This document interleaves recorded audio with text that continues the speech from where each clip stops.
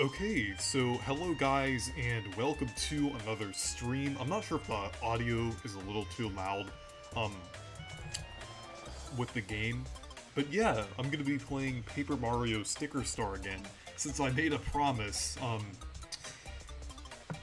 basically, I made a promise that, if the Thousand Year Door, either a remaster, remake, port, whatever it is, released on the Switch, I would have to play through Sticker Star. I made this promise back in 2021. So yeah, currently I'm on World 2, and basically this is where I kind of stopped during the last stream. So yeah, 2-2 here with the Yoshi Sphinx. And yeah, I'm using a texture pack here, that uses like Thousand Year Door and Super Paper Mario styled textures. And it's pretty cool. I mean, even though the game itself isn't very good, not good at all, but it is still cool to at least have a nice visual style here. And it's definitely fitting considering we're getting the Thousand Year Door remake soon.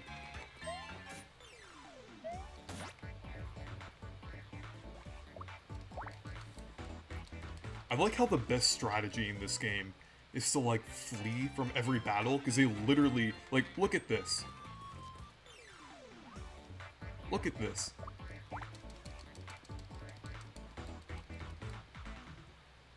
The enemies completely disappear. There's literally no point in battling. Like, you just go into a battle, flee, and just, like, move on. It's just so weird.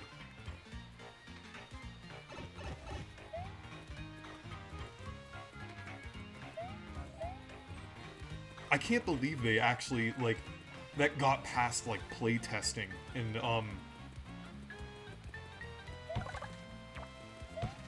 that is just a, like, a genuine,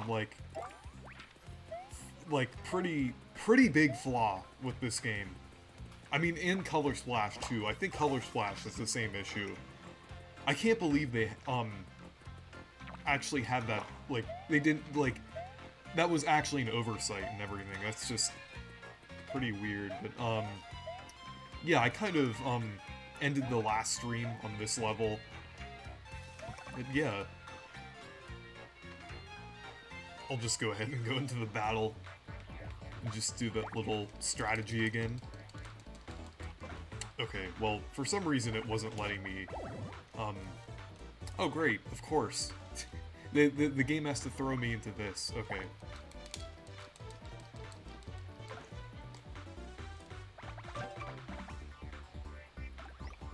Yeah, for some reason, I don't know, maybe the values are, like, random for like, how much you have to mash here.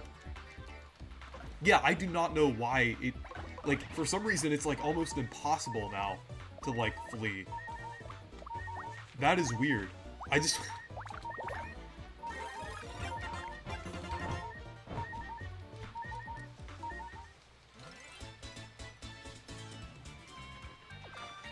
Will you invite Demeech at some point for this stream? I actually have invited him, but he said he's editing a video, so I'm not sure if he'll join or not.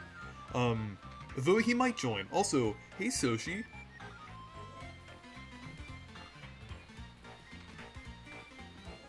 Oh, there's a, Dry Bones in here. Mashing doesn't do anything. I thought, wait, no, doesn't it make, like, the screen, like, I thought mashing does do something. Like, it basically, like, makes the screen darker. I thought, I mean, at least it's showing it on this emulator.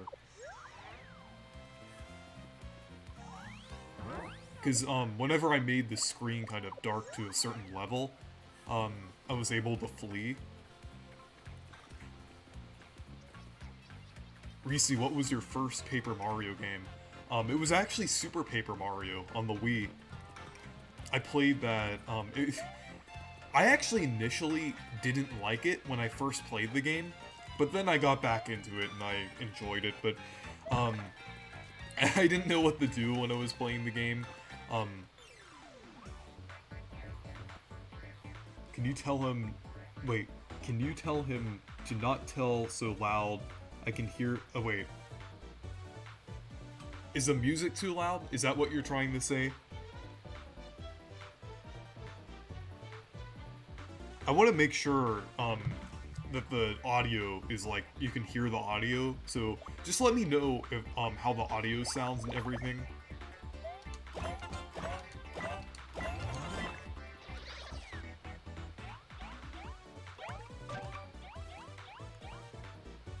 Actually, I'm gonna go ahead and do this so I can also heal myself.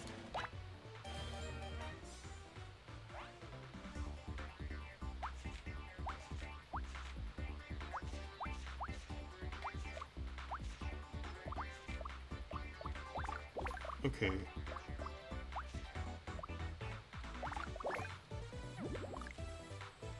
Audio is perfect. Okay. I might have to adjust it if Dimitri joins.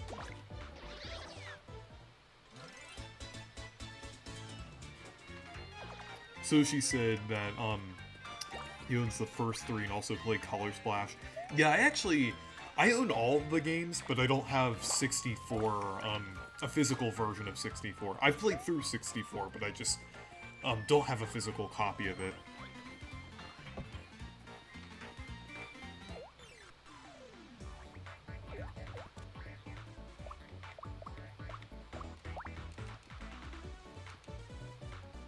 Yeah, I think that, like, when you flee... Oh, wait, actually, wait, what?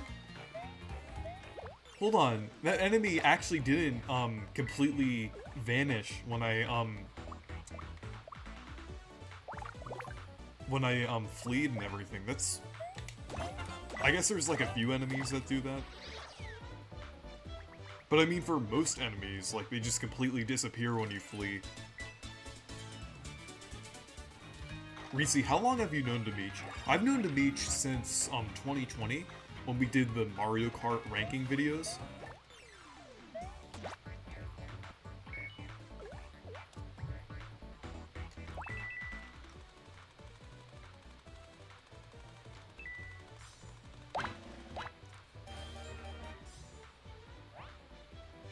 Oh, Nick2751 said, wait guys, we can use super stickers in chat. Yeah, so, I actually haven't explained it that much for what happened on my channel over the past couple months, but basically, they weirdly removed my monetization,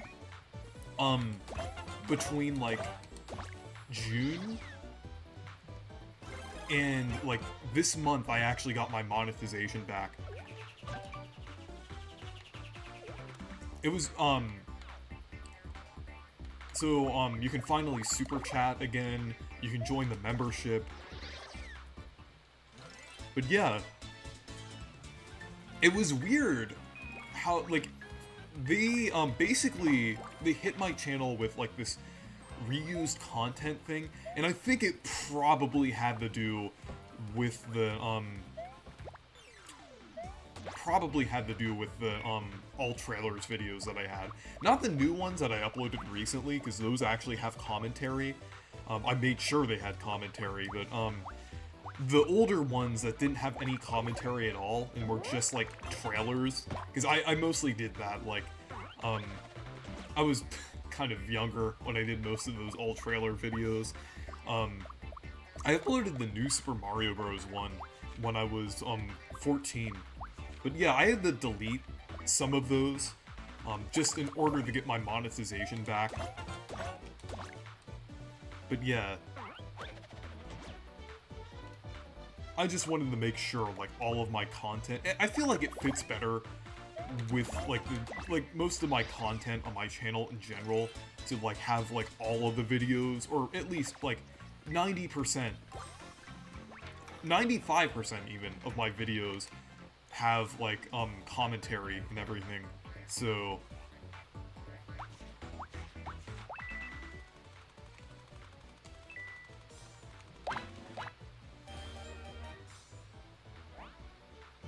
Wait, so this game also uses Thousand Year Door's victory jingle? No, this is actually a mod. I'm actually playing a mod of, sticker star here that adds like it adds music, textures, and things from Thousand Year Door. The music is actually a remix of the Origami King battle theme, but it uses like the sound font and some of the synths from Thousand Year Door. I think the shop theme also uses like the Origami King theme.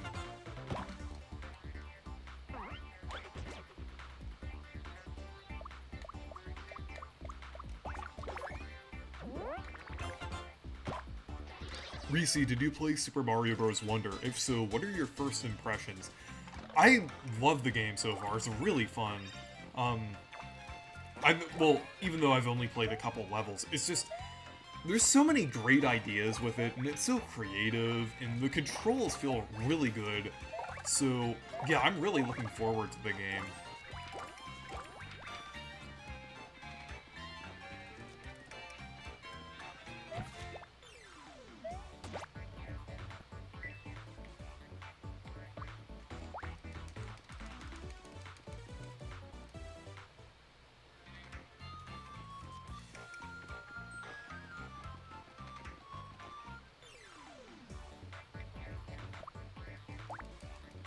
This Tribones is really annoying. Yeah, there's some kind of value that changes. Like, I think when you flee, like a battle after that is less likely that you'd flee. It's kind of weird. I wish I could skip all battles in this game except for the bosses, because they're just so annoying. Okay, well at least I inflicted a status effect on it, so...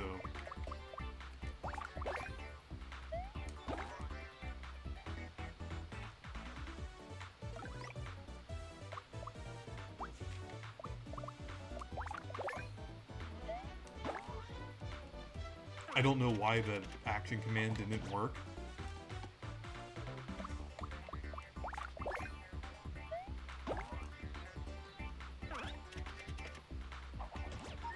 Reese, do you know any characters Charles Martinet voiced that isn't a Mario character?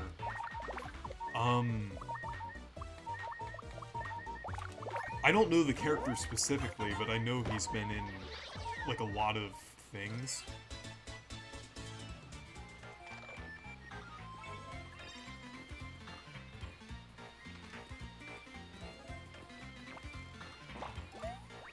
Didn't he voice a character in, Dragon Ball Z, or one of those things related to that?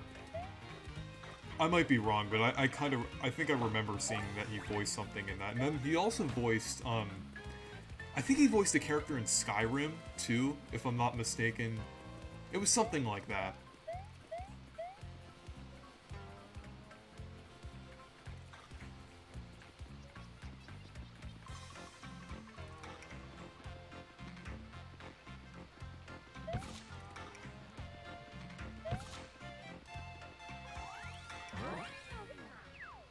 What am I even supposed to do here? I need the... Okay, I'm definitely gonna look at the guide here, because it's just really... This level is, like, really cryptic.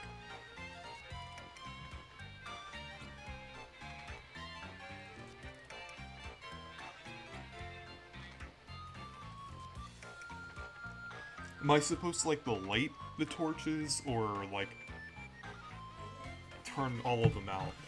I'm just... I know this one is, like, notoriously confusing.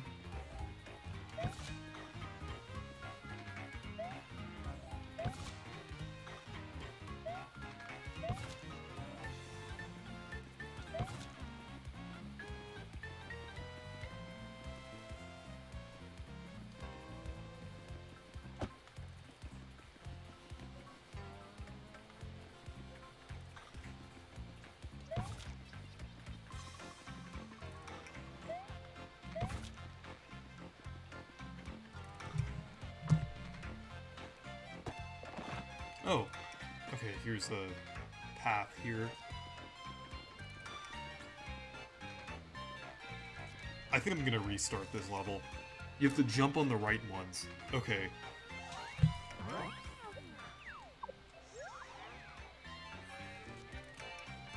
I don't know why.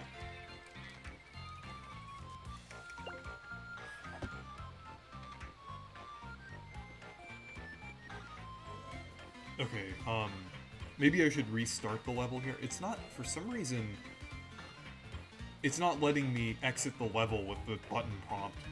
I don't know, maybe the start button isn't selected on my emulator. I just have to see. We'll see if I can fix this.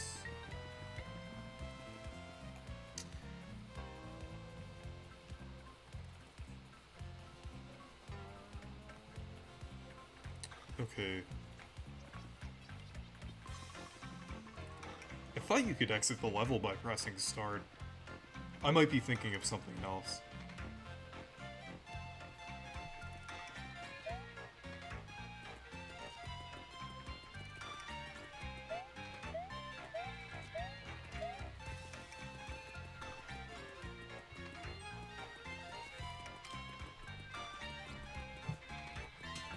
Okay.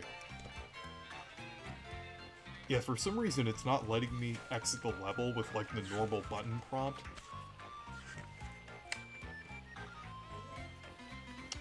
Let's see. Yeah, it's like... Okay, oh, you have to... Okay, I just realized. You can only do it in courses you've already been to. So, or completed. So...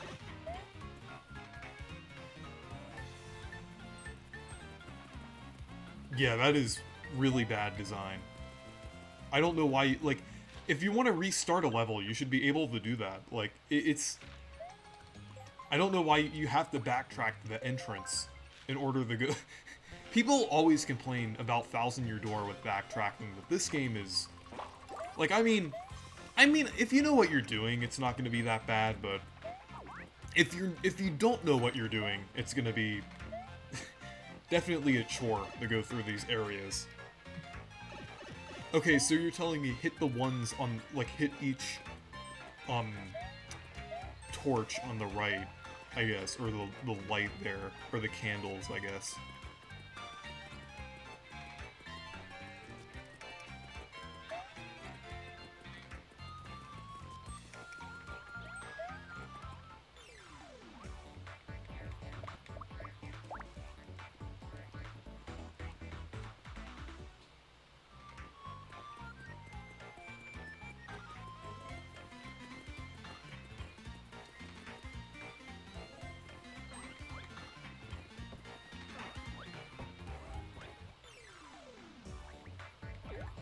The dry bones encounters are pretty annoying, but... Okay, at least I can flee that one.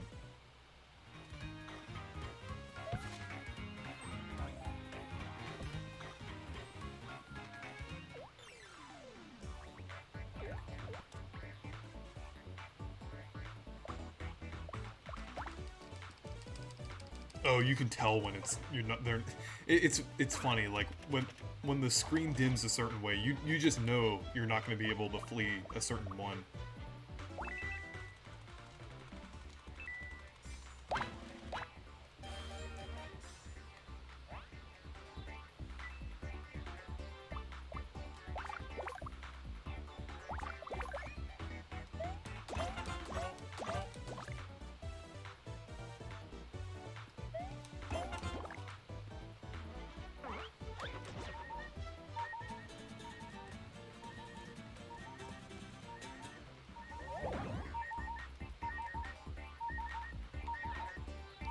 Okay.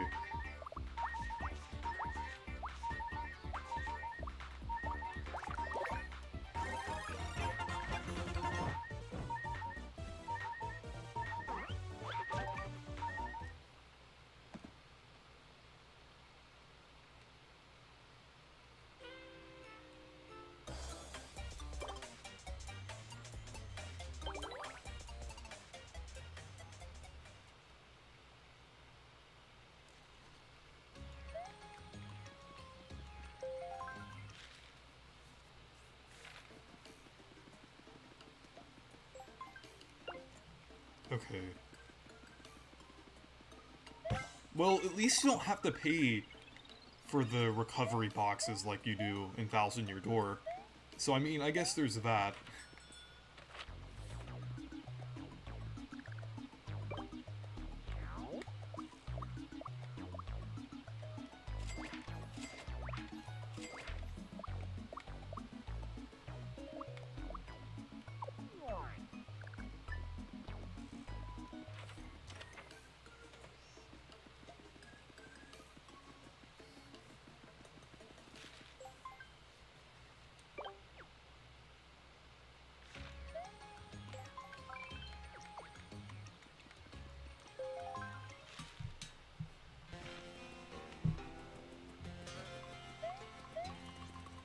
Okay, let's attempt this again.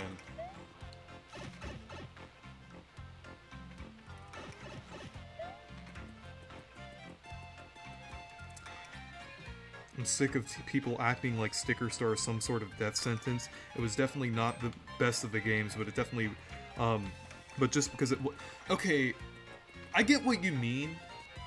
I get what you mean. I understand the sentiment, because, Sticker Star, I mean, I guess it gets too much hate. I kind of agree. Like, even though I don't like this game at all, I can kind of see why, like, things are a little overblown with this game, but it's not because it's not TTYD. That's not the reason why. I feel like it's because it's genuinely poorly designed and everything. I think that's why. I don't think it's not really, I mean, I think that's kind of a misconception. A lot of people feel like people hate the modern Paper Mario games just because it's not that. Well, I mean, there are people who genuinely do think that. Don't get me wrong, there are people who do think that, but I don't think that's the majority. I think that most criticism I see of the modern games is mostly due to like basically the design of like the battle system and the lack of original and unique characters or a story.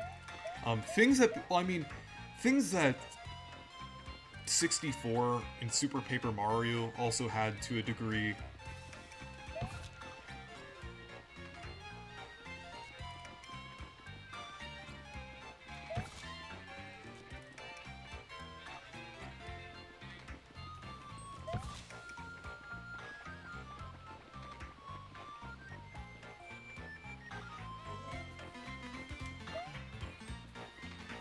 Okay, this is the same room that I was already in.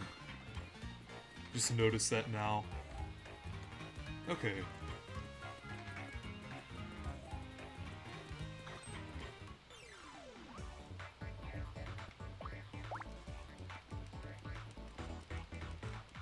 I think, well, I kind of know what to do now, but I just was kind of confused since it's kind of cryptic with how, like...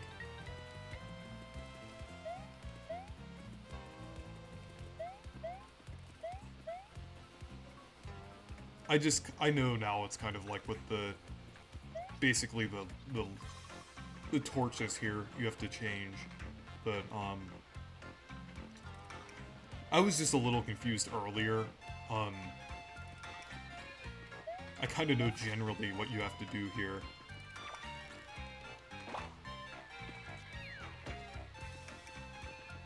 Oh, that's actually kind of helpful. I like how that enemy just dropped down out of nowhere like it's Pikmin 2.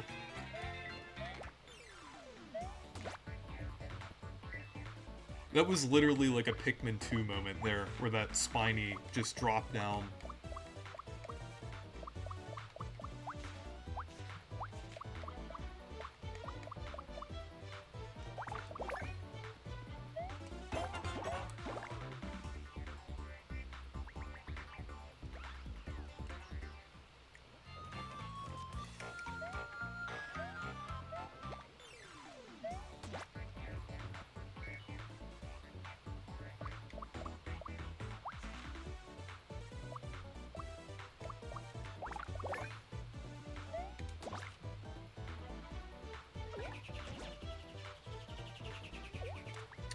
Okay.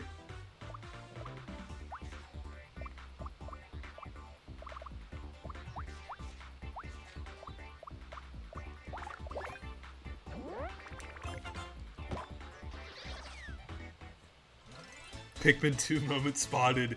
Yeah.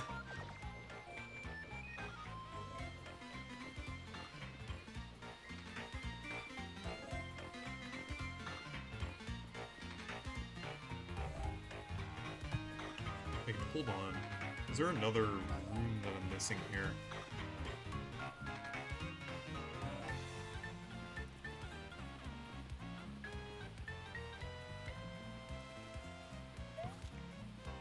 Okay.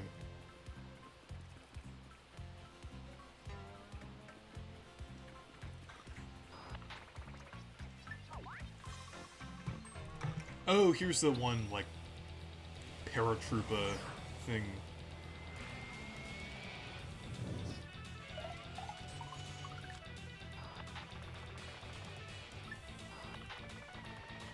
It's actually more fitting that they have the shades now.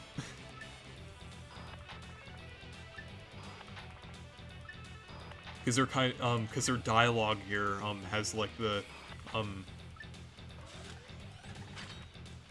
like the fighter jet, kind of style pilot dialogue here.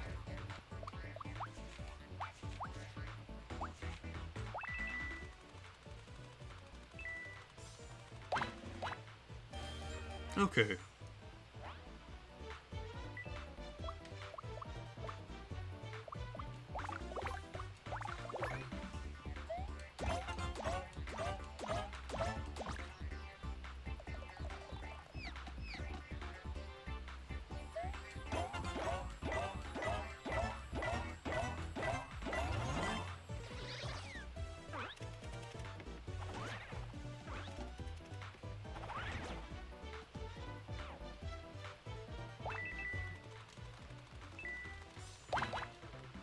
Oh, there we go.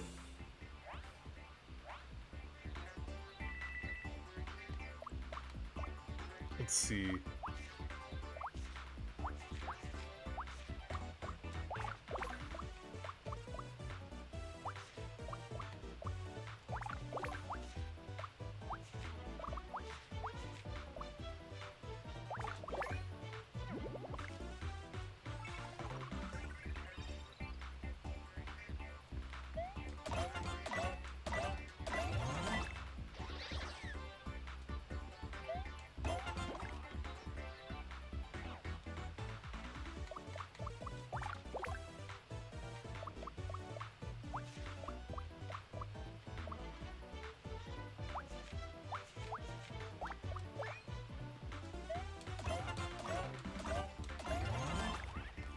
There we go.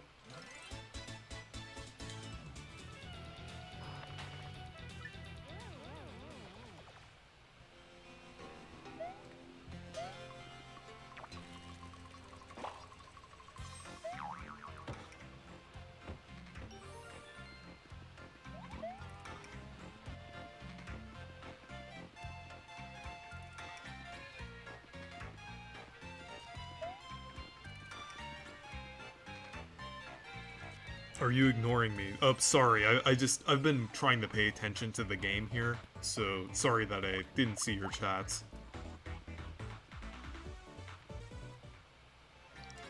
Fun fact, there's a glitch that skips the paratroopa fight. I think I heard about that. Yeah, that's pretty cool.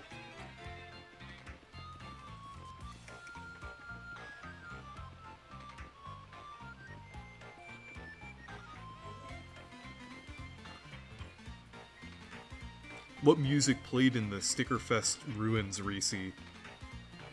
I mean, I don't know the exact name of the tune, but I kind of know generally what played in some, like, certain areas in terms of music.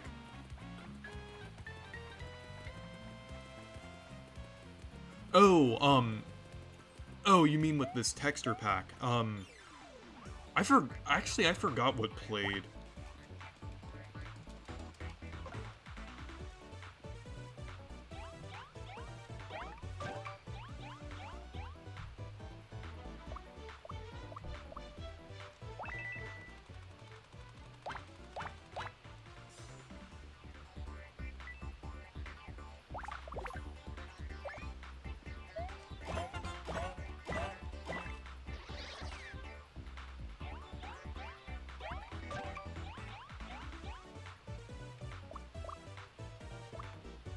Okay.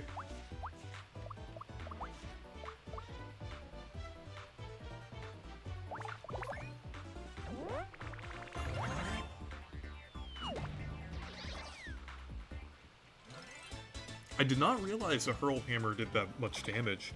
Hmm.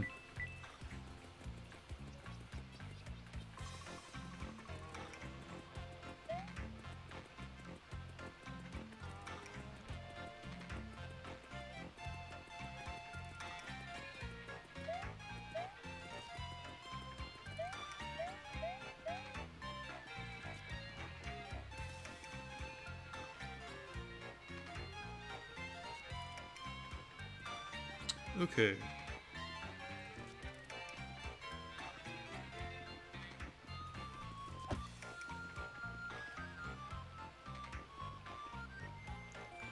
Oh, hey, Kian. Yeah, it's been quite a while. I'm glad things are going well for you.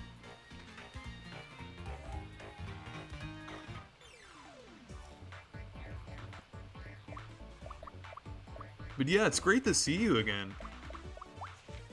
I know I've seen you on Instagram a little bit, but I know it's been quite a while since you've stopped by the channel and everything. But yeah.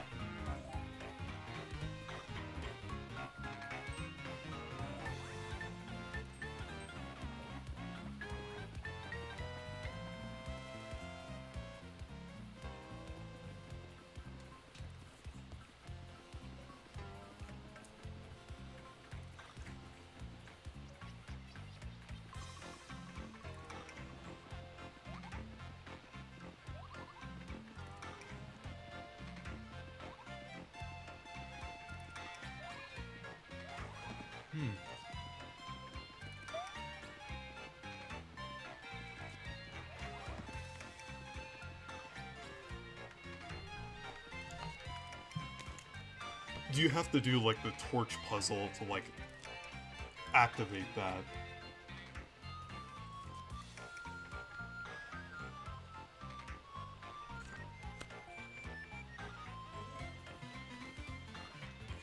Or do you have to...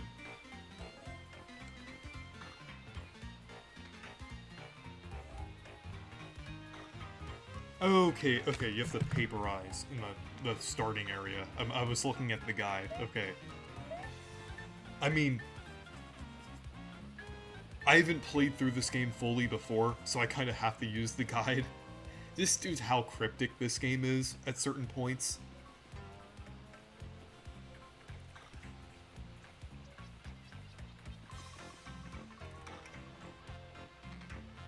I'm not saying that... Okay, you don't have to bring in the Paper Mario drama here. Like, I mean... I'm not trying to say that every Paper Mario game should be like the Thousand Year Door. I'm not saying that at all. Like, just because I have this texture pack and everything, some people have preferences. Like, there's nothing wrong with that.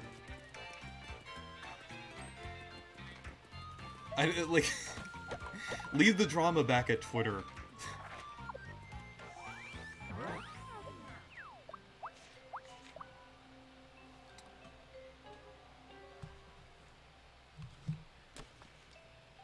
Okay, I think there was something that I missed.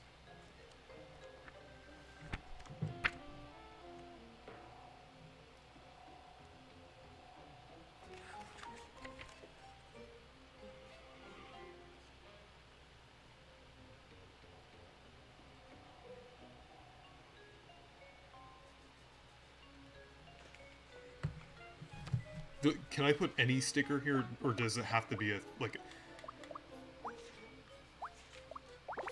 I'm just a little confused here. I'm just gonna...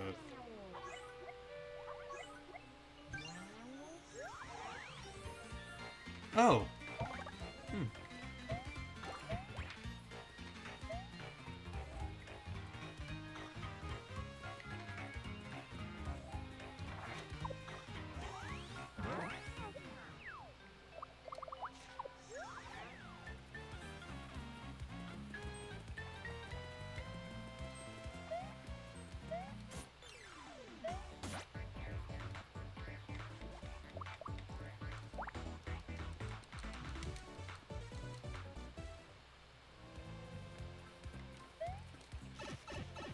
I don't know, like, I literally said before that I don't think that every game should be exactly like Thousand Year Door. Kinda hard to reason with Paper Mario fans.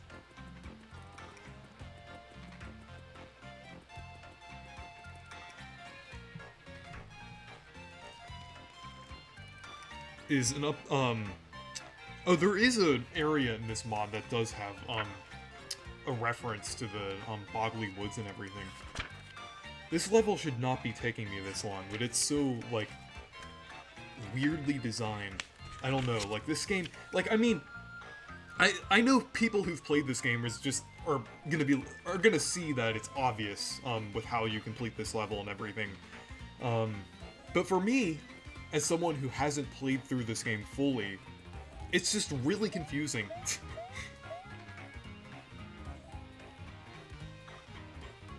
Because there really isn't any indication of what to do.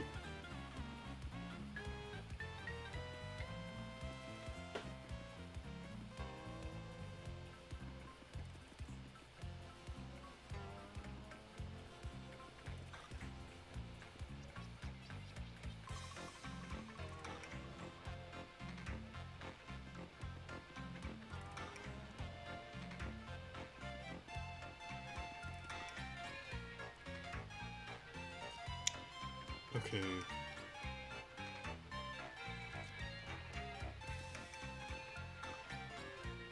Was there anything that I missed up here? Because I couldn't really access any of the,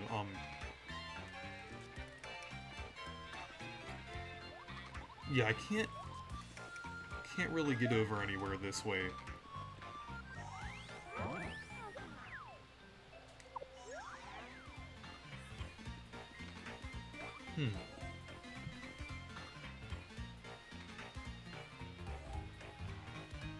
Okay, well, yeah, you're... That's just a straight-up toxic Paper Mario fan. Okay, I'm just gonna ignore them. I thought they were someone that I could reason with, but I guess not.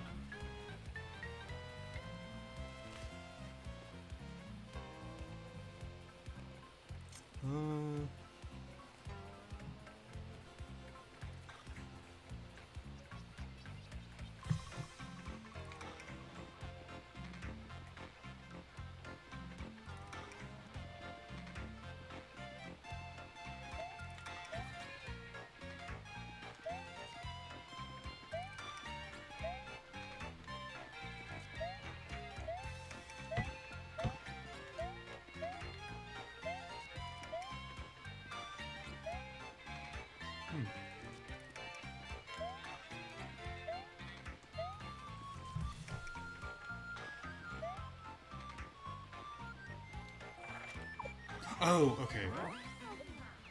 Yeah, I see here. Because I saw, actually I should probably use a less important sticker.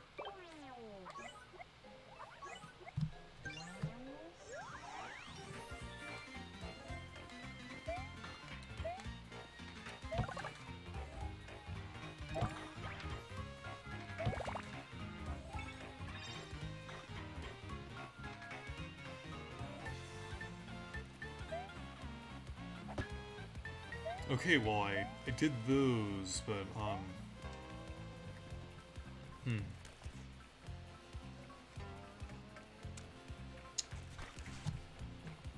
Also, Anton Retro, I see you're here in the chat. You're welcome to join if you want.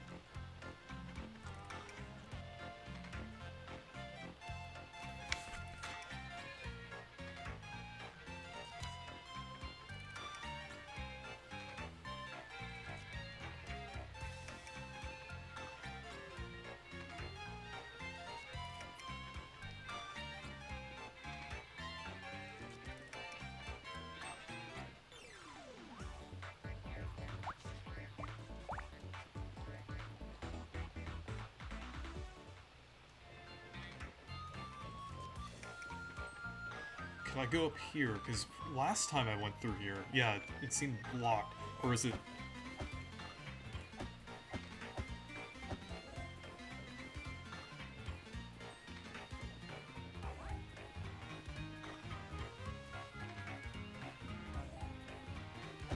Where was that? There was a room where I found like a recovery block in.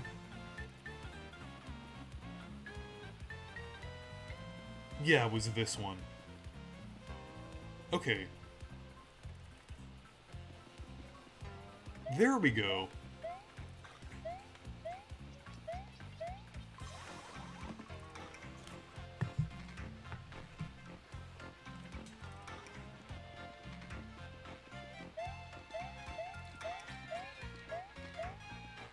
I don't know why that took me so long. Actually, it's probably something in here.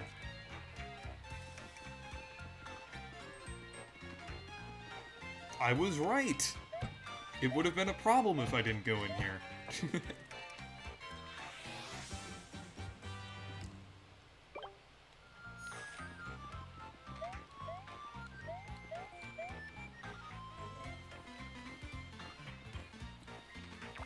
Oh, hey, Demeech.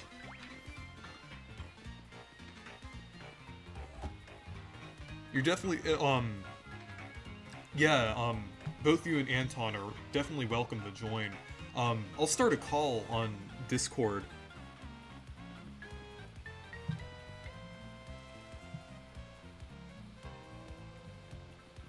But first, I'm just gonna go over this way.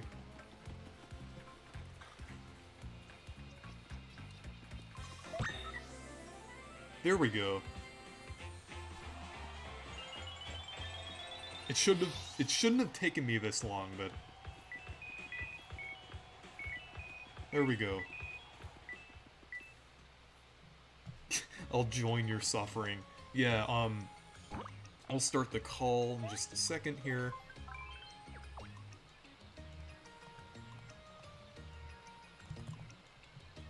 Okay, there we go. Hey! Hey. So yeah, I'm kind of suffering right now with Paper Mario Sticker Star. The best, the peak of Paper Mario. Yeah. My condolences go to you.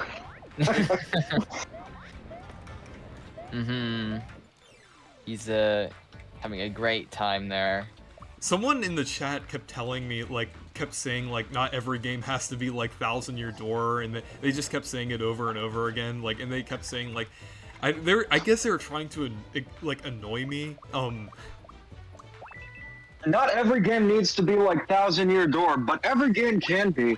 As long as you ignore it not being 1000-Year Door, then it's the 1000-Year Door. I just finished editing the video for my Super Mario Brothers Wonder first impression, so that's going to be going up tomorrow afternoon. But Anton, I know you're in beautiful Canada, so I'm not sure if Nintendo put out the demo there, but if they have you played it?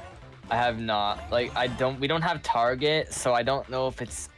They have it at GameStop. Yeah, I know there's GameStop that have it, so maybe, I know there's definitely some GameStops that do have it. The one near me doesn't, so I'm not even sure which one does, but I have been to a GameStop one time where they did have, like, a Switch Lite booth, so maybe it'd be playable in one of those, but I'm not sure. Try your local Tim Hortons. They might have it there. Yeah, maybe they'll have it. I have to ask in the back, be like, do you have a copy? But they'll be like, oh, no, but we have coffee. Like, they'll be like, yeah. Reese, didn't you go to Canada and try Tim Hortons and you told me I tried Tim Hortons? Or was I imagining things? I mean, I might have sent you a picture before, because, I mean, I did go to Canada last year, to Niagara Falls specifically, so I might have. And I'm still waiting to go with Tricky Nick. I completely skipped that spike there. So I know you definitely want to go to Microplay specifically. Alright. In the isn't it the Newmarket location, right? Yeah, sure. It's in Ontario, but I know Ontario is like essentially a county in the United States. But like, I was actually not too far from that store recently. I didn't go though, but so they have a lot of stuff. You know, I feel like I wouldn't suffer as much if I ignored this game. Because... You really found that hilarious. Yeah. I do too. Yeah, so I'm just gonna ignore the game. Just simply By the way, I saw a little bit of the DLC, and apparently it's worse than the main game. Wow. Yeah, like with the, wasn't there, like, issues with the frame rate and things? Yeah, but Nick2751 is asking if he can join the call. Do you have room for a fourth player? Who's going to be the Buckenberry to the a la Gold? Actually, you know what? I I will already add called dibs on a la Gold. 2751. Oh, that's going to be cool. That's going to be the Yeah, first time I'm on a stream with them. Yeah, I mean, he's been a fan of the channel for a few years, so I definitely think it's he's definitely welcome to join. So I'll go ahead and add him. Man deserves it. Cool. Let's see. We got the American, we got the Greek, Canadian, and now we got the Colombian joining in. Though if we were the Mario characters, Reese would be Mario, you would be Luigi, I'd be Yellow Toad, Well, and Nick2751 would be I Blue would be Toad. Paper Mario specifically. Yeah.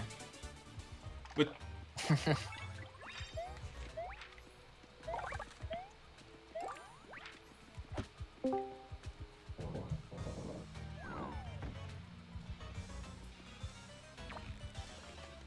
Should be in. Is it working? Hey. Yeah. Yes, it is Yeah, working. welcome to the stream. Nick2751. Welcome. Hello, everyone. It is I, the legendary Puss in Boots, and I'm accompanied by, it appears, Andre from Game Explain. Hmm. I make Damn, that sure was good. I make sure to pay everyone at least 1 cent. 75 cents. No, 1 cent every week. Yep. Wow. That's good, right? Considering it's I was gonna say every Halloween, month, if you but, got you know. trick-or-treaters- No, if Andre got trick-or-treaters, he would give them a penny and just say, save up. That actually happened to a friend of mine where someone was giving out pennies for Halloween. Mm-hmm. Anyways, what's going on, Nick2751? Not much. It's just nighttime here in Colombia, so I am being a little bit more quiet because, my family is, either watching their show or they're probably asleep because they have to, wake up early. They work a lot, so I have to respect that. Oh, that's nice. Yeah. What time is it there? Oh, it's only 1 hour behind Eastern Standard Time, so whereas it's 11:47 over there, right here it's just 10:47. Oh, wow, the difference isn't that large. I know when I go to Greece, the time zone, well, it makes sense because it's further geographically, but it's like 7 hours ahead, and that takes some time to get used to. Yeah. What's my next rant? It's going to be about Super Mario Brothers Wonder Yoshi. Oh, yeah. I played the demo, and that's the only problem I have with the game. I gotta say, after playing it, Super Mario Brothers Wonder is near perfection. Yeah. Yeah, it looks really the thing good. is, I think Yoshi could have actually I feel like gameplay wise, Yoshi feels good to play, but the problem is, he's completely invincible and everything. It would have been cool. It would have actually been perfect if Yoshi had a health bar, or maybe they could do the thing with Yoshi's Island and kind of have the health meter from Yoshi's Island that kind of reference it. I think that would have been pretty cool. Since I thought they would have done remember the flower health that was, based on the 64 DS minigame and that initially appeared in Yoshi's Story. I thought that's Yeah. what they were gonna do. Yeah, that would have been a Yeah, lot I think better. that would be pretty cool. Yeah, it's it's Someone's a couple asking me more a hits, question. but it's not too overpowered. It's still beginner friendly, but you can still have the risk of dying. My favorite character is Bugs Bunny, played by Mike Matei. And do I prefer Sonic All-Stars Racing or Transform? Well, I've only played the first one, so I guess I would prefer that. But, yeah, the thing with Yoshi is that I don't like that he's in easy mode. And the thing is, Yeah. the characters are based on those in Super Mario Run. Daisy was actually in that game as well. And Yoshi could technically use a Super Mushroom and take damage. I think even if he couldn't power up, having different abilities and being able to take damage, that would be really cool. But I don't understand the need for both Yoshi and Nabbit to be easy modes. Or why didn't they 'Cause just all make Nabbit half of the does- Yoshis, why didn't they make half of the Yoshis not take damage and half of them not? They could have done something like that. Well, they actually had a solution to that in World World. They had a winged Yoshi for this thing called Mellow Mode, where I don't think you took damage. So they could have a winged Yoshi, or, I'm hoping this is unlikely, but hopefully they'll have pink, orange, and purple Yoshis that can't take damage. Because if you know where those Yoshis are from, you're a hardcore gamer and you probably have skill. Yeah, it reminds me of a certain So I think that'd be tropical cool. island. Do you think The there'll be any tropical other, sun-drenched paradise of Isle Delfino. like, do you think there'll be any other like unlockable secret characters? Someone said. Now, we gotta be Rosalina careful in now. 3D World. Maybe. Yeah, I can see that being in the game. I wouldn't be too. We gotta be upset. careful because journalists did get the game, and there could be spoilers coming up, but I haven't seen any, fortunately. But I've been avoiding those like the plague. But I would say, if I had to guess, Rosalina probably would be an unlockable. Wishful thinking, Wario and Waluigi. Maybe some new I would colors love for that. Yoshi. Yeah. Yeah.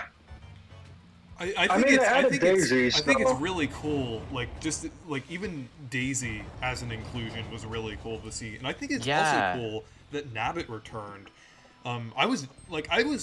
That was one of my predictions, but I didn't really expect Nabbit to return because I thought they were kind of mostly distancing themselves from the new Super Mario Bros. Series with this game. It's but- almost like a combination of that game and all the others. I've kind of noticed. Yeah. Like, there's lots of elements of New Super Mario Bros. There, and I guess it's just because, you know, it's a very popular It's what we just came fresh off the franchise. heels of. So. Yeah, But I will admit, Nabbit is certainly a fine exception. I thought he was probably the only truly memorable thing from you. yeah. And that's not an insult. I really did like Nabbit and his conception. Nice to have an outlaw. Reminds me of another outlaw character. I think I will say, having Nabbit was really cool. yeah, I've always Nabbit- loved Nabbit. I just Honestly- wish he was in Mario Kart 8 Deluxe. Yeah, honestly, I feel like Nabbit is one of my favorite things to come out of like the new Super Mario Bros. Series after Wii. I mean, because I just think he's a pretty cool character in general, and it's cool that he's also returning in Wonder. Honestly, Yeah. now that I think about it, it would have been a better idea for the easy mode. Have Nabbit just be the exclusive easy mode character, and then have like the Yoshis, I don't know, be the lukewarm characters, not too easy, not too hard. I think that would have been a better. yeah, like combo. how Toadette was like easy, and then Nabbit was super easy in New Super Mario Bros. U Deluxe. Like, very catchy Exactly. title. I mean, here's my take on it, and I'd love to hear your takes. Honestly, I know there's an argument that those modes are for accessibility, but I despise the things like the White Tanuki suit and the super guides because the whole point of a game is to play it, and playing a game Yeah. involves dealing with challenges. And if you don't have the challenge, what's the point of buying a game if you're not really going to play it? And yeah, Yeah. sure, there can be frustrating levels that you might want to get past, but once you do beat that frustrating level, it's going to feel really satisfying. And the thing is, with Mario games, outside the lost levels, the challenge is just well designed.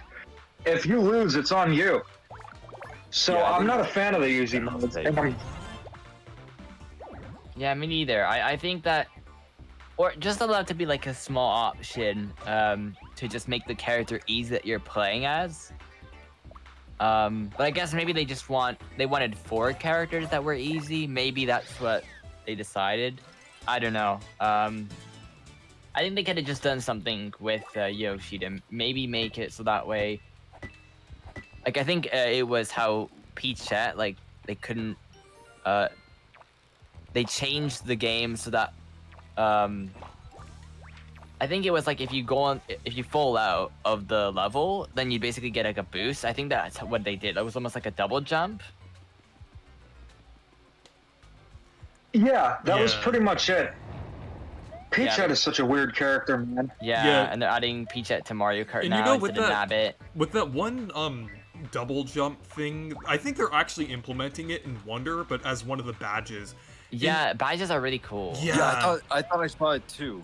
I don't know what clip it was, but I think I did see that as one of the badges, and also one of those the other abilities. I forgot what they were called. It was the badges and what was the other category? Or am I thinking of something else? Seems like there's the. I think there are 2 types of badges. Ones that There's affect like the 3. gameplay and ones that... It's like 3 I'm different not like sure. categories, but there's like I think there was action. What I've been there was doing- something else. I've tried to avoid watching too much footage of it. I did have to get some footage for the video I made, but I like to be surprised when it comes to these sort of games. I think I just watched too much footage on Odyssey, so I didn't want to repeat that mistake. But Honestly, Yeah. I've one been thing I've avoiding noticed spoilers. that You know, one good with thing. this game. One good thing is that Pro Sophia Gaming doesn't really upload that much anymore, so we don't really have to worry about that channel. That was the one who, that one channel who spoiled Odyssey, like with the thumbnail. I will never forgive him for that. Never. Never in my life. Also, another thing you got to do, just That's annoying. say not interested and just block Beard Bear and I think Nintendo U. There are certain channels out there that just try to emulate what Prosapia was doing because they have no talent or creativity and just I mean, strive you've off seen the- spoiling things for everyone else. You've seen those thumbnails that parody Pro Sophia, right? It's like, oh, it's X thing. Here's the final boss in the center of the thumbnail. It's so funny though. I saw Lonely Goomba's video about it, and he made a parody of Prosapia Gaming. And you know, But, there was yeah. another time, where that channel they actually re-uploaded one of my videos. I made an all trailers video. I edited it a certain way, but I looked at the Pro Sophia Gaming one, and they included like some of the exact things. Like I know it's basically like just the trailers and everything, but I edited it in a certain way, and I immediately recognized it on that channel. So they just like straight up like re-uploaded my video.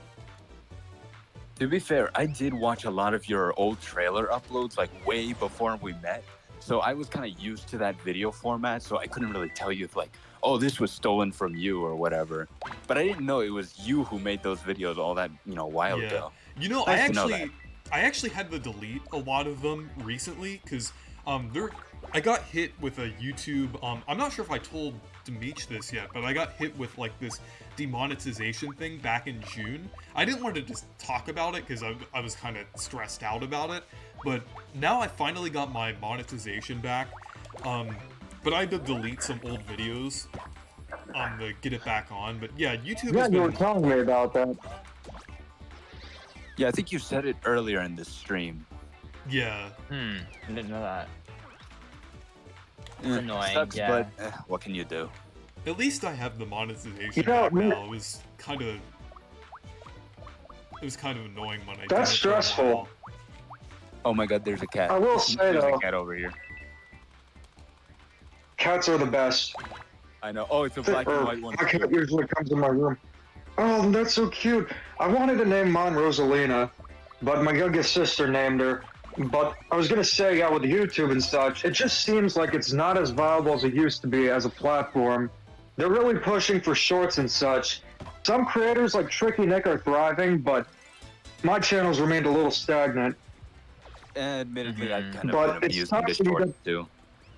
Yeah, the shorts do work. I just Yeah. noticed that recently, they don't really like. I remember I made some that were like really impactful on the channel, but then recently, like some of the ones I've been doing haven't been like too impactful in the overall like stuff because they're really just useful for like more of just advertising your channel instead of actually like making a successful video out of it. Because really, it doesn't really do too much at the end of the day, but it's mainly useful just to bring people to see your channel, really, and that's what I kind of Shorts are use good them for but exposure.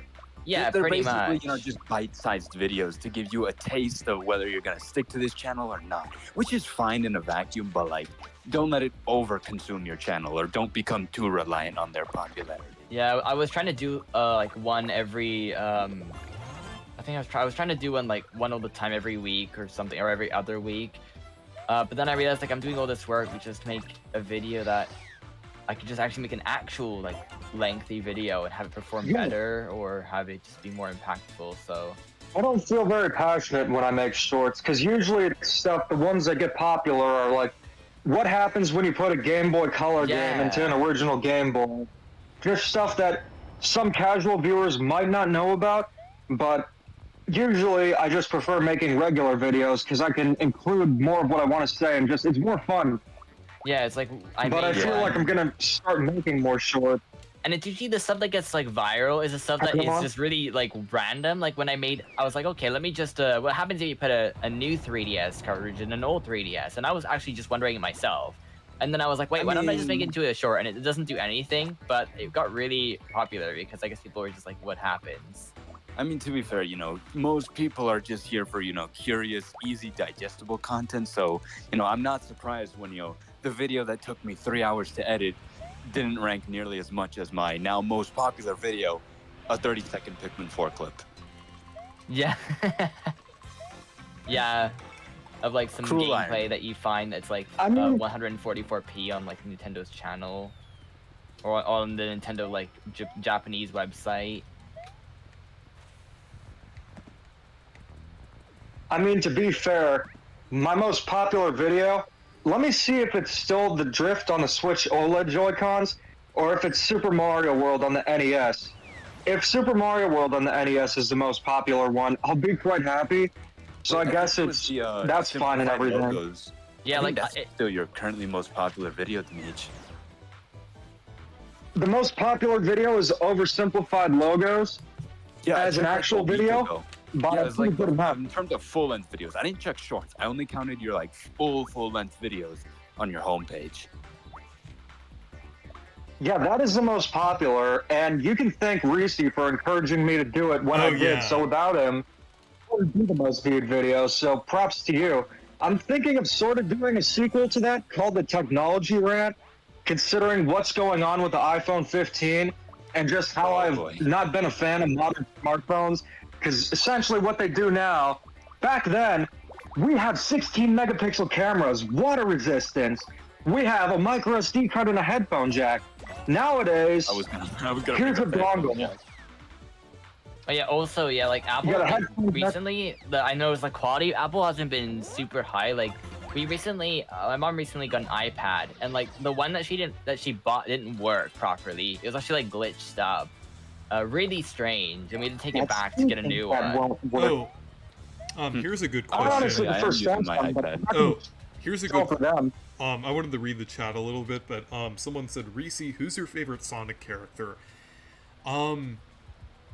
I'd probably have to say, Sonic. I'd have to say Knuckles, probably. My favorite Mario character is Mario. Good choice. Good choice. I'm deciding who my favorite is. My favorite. I would character say besides either Mega Knack the Man Weasel or himself, Vector the Crocodile. probably be Shadow. Shadow is just such a great character, and I look forward to seeing him in Sonic 3 and whoever plays him. Oh yeah, that's coming out. Is it He's next in year? Sonic 3? Yep. He was in the post Wait, credits for what? Sonic movie 2. Oh, I thought you were talking about they were adding him to No, no, Origins. Now I remember. He's a no, secret no, DLC. The movies. Yeah, it's like my favorite. They character. botched Pikmin Sonic is Origins, Pikmin. I'll tell you that. Oof. Yeah. Well, that's what makes. Well, as long as it makes Pac-Man Museum Plus look better, fine by me. Well, Pac-Man Museum Plus, I mean, sure, it's not as refined as you would want it to be, but first of all, it's only $20. And it has how many games? 14, 16? Yeah, it was port- Pretty much has all the classics except the Bally Midway games. I was talking to T&D about that the other day. I was thinking, considering, well, it's not even going to be about the Miss Pac-Man thing. I'm just thinking to myself, considering how much they port Pac-Man Plus, why haven't they done it for Junior Pac-Man? Yeah, I feel That's like a the lot of one that people should be really feel included that. on the one-up. Yeah, here's a weird little off-topic thing, but I'll try and make it brief. Apparently, Bally Midway went like bankrupt in 2009, I believe, and I think Warner took all their assets. So I guess by extension, whatever Bally Midway characters haven't appeared, like the ghost girl of Blinky Yum Yum. Apparently, by that logic, she's under Warner's ownership. But like, what if Bamco just bought the rights from them? That would be funny as hell. Mm-hmm. I don't Yeah, understand how that entire thing happened. I should make a video about that. Yeah, and if you need any footage, Bally Midway. Yeah, that's a good idea. That's a pretty good give me video any idea. footage. I can help you out. Yeah, that's true. I should cover this because like there's a lot of people who just don't understand what happens with like the character's legal ownership. Like, no, it's not that simple, guys. There's a lot of legal stuff involved, but it's best I save this for a video. I'll write it down. What I don't understand is what's going on with Miss Pac-Man. How the heck did AT Games get ownership of it, and why hasn't Bandai Namco bought her back? Because if it's AT Games, it probably would cost a chip, a used napkin, and a penny to get her back. I AT don't know Games why is they so haven't- bad. Like, why don't they just have Miss Pac-Man? I don't understand. Like, it's not that. Like, they should just. They try to work out a deal or something. Like, it's just kind of weird, and it's not like they're not doing much with the character anyway, except for like re-releasing the same old game for the 1000th time. If you guys know Mario numbers, Mario 123311, do you guys know him? Oh yeah, I know him. Yeah, he and I were big Pac-Man, enthusiasts. I think he recently unearthed that Bamco has been doing some shady stuff with AT Games, or as I like to call them, shit games. Thank you, Soshi. Apparently, they're still working together, from what I heard. And this means Bamco is just letting this happen. That's what's implied. They're just letting her sit there and rot away because they refuse to pay royalties. Which, to be fair, I wouldn't pay at Games royalties either. Not me lucky dime. But at the same time, it's like you're costing a huge split in the fan base, as well as pretty much gaslighting everyone brand into as thinking well Miss Pac-Man should never just- existed. Have Miss Pac-Man. I mean, it also hinders the quality of Pac-Man compilations. When you don't even have Miss Pac-Man, that's like if there was a Mario compilation and it didn't have Mario 3. But the whole thing, all right, there's a question for me. Dylan likes to ask a lot of questions. Anything I'll do, he'll ask a question about it. You are a very inquisitive man. But the question is, why did you make that Nightcore Jardians commercial? Well, I saw the commercial and I thought it was funny, so I decided to make a meme about it.